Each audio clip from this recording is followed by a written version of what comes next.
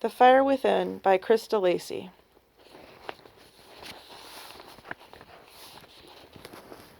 We're on page 271, Snoop. Sophie named her dragon Grace. Very apt, said Liz. I like it, said Lucy. It's not very magical, David grumbled. Ignore him. He's in a funny mood, said Liz. Sophie turned her wrist and glanced at her watch. It's time for me to go. Thank you for the tea, and Grace, she's lovely. I've had a super day. I'm glad I was able to help with the squirrels. Lucy threw her arms around Sophie's waist. You will come back again, won't you? I'd love to, said Sophie. When you go and visit Conquer, I'll come along too, if that's all right.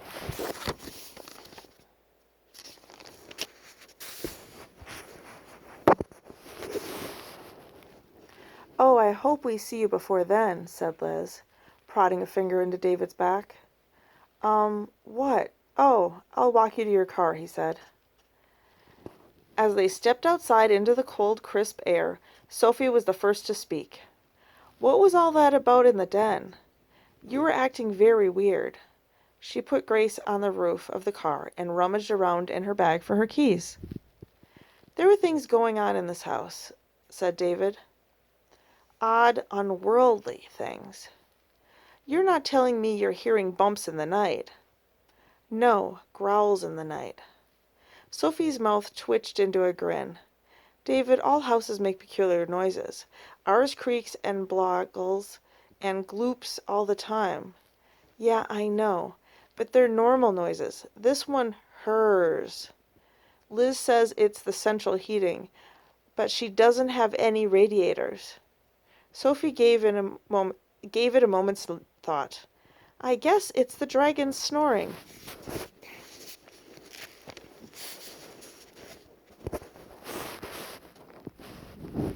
David threw up his hands in despair. Well, what do you think it is? She laughed, throwing her bag into the passenger seat. Don't know, he said, resting on the hood.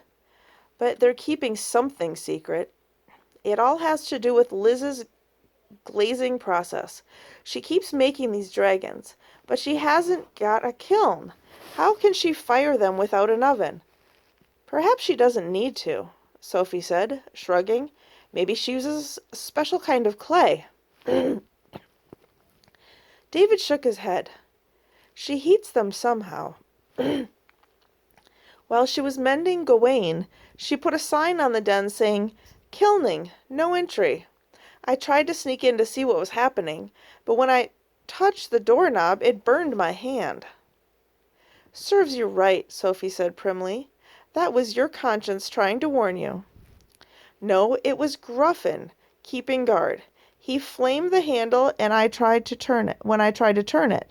Just now upstairs, when I breathed on him, he scorched my neck. Take a look if you don't believe me. There must be a mark.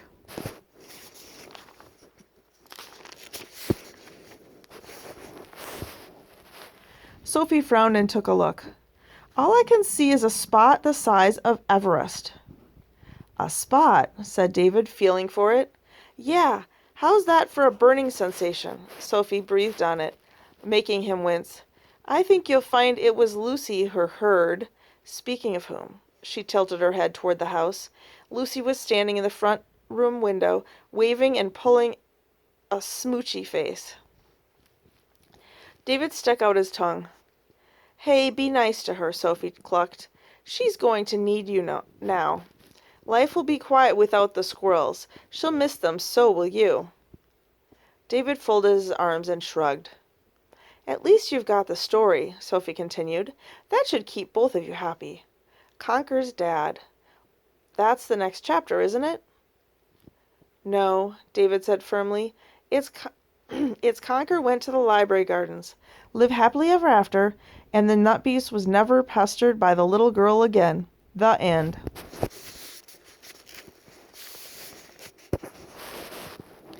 I'm going to write it tonight and give it to her tomorrow. Then it's really finished, and as she likes to say. Sophie smiled and got into her car, throwing an empty potato chip bag off the seat. I hope Conquer lives a good while. I think if I were Lucy's age, it would be sweet to read about him enjoying himself in the library gardens, even if I knew he was ultimately going to kick the bucket." "No worries about that," David grunted. "I'm under strict instructions to write a happy ending. Rule number 97, you're not allowed to make a dragon cry." "Right," said Sophie, starting the engine.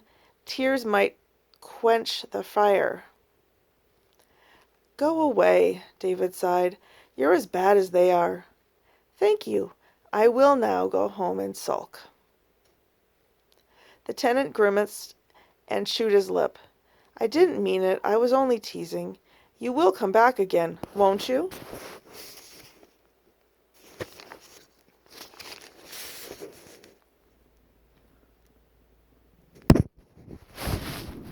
"Possibly," said Sophie, turning her cheek. David took a breath.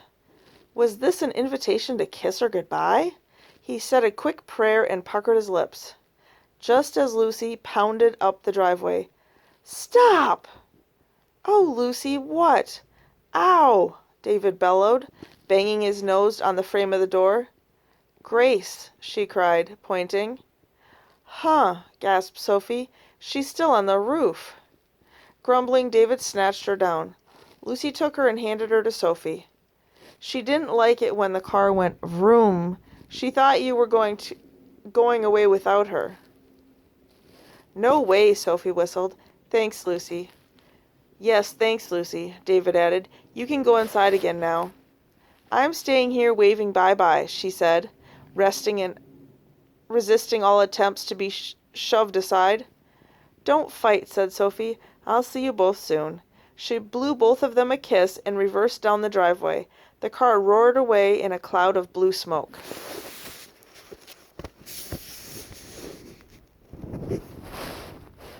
As it disappeared around the crescent, Lucy swung her hips and said to David, "Did you mean it? Will you really finish Snigger tonight?" "Possibly. I'll hang on." "How did you know I might do the story tonight?"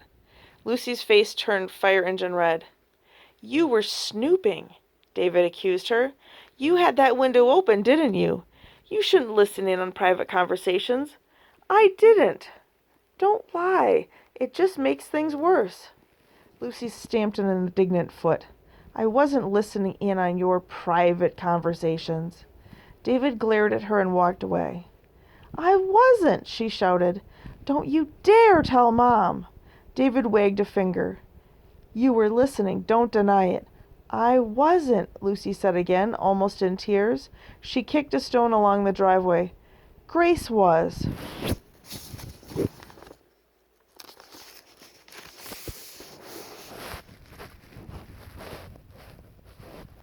Page 278, the final words.